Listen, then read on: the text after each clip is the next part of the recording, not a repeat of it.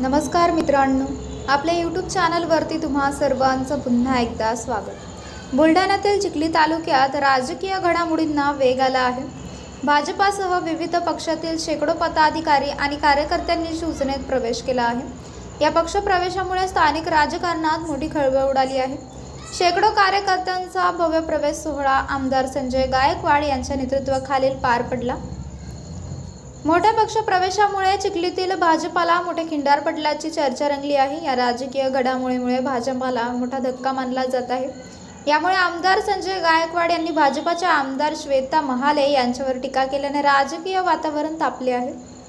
संजय गायकवाड यांच्या टीकेने उपस्थित कार्यकर्त्यांमध्ये उत्साहाचे वातावरण निर्माण झाले आहे।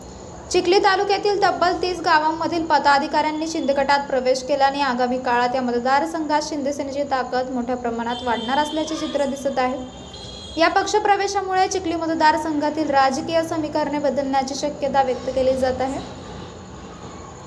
तर मित्रांनो, आपल्याला काय वाटतंय? आपली प्रतिक्रिया आम्हाला कमेंट बॉक्सच्या माध्यमातून नक्कीच कळवा।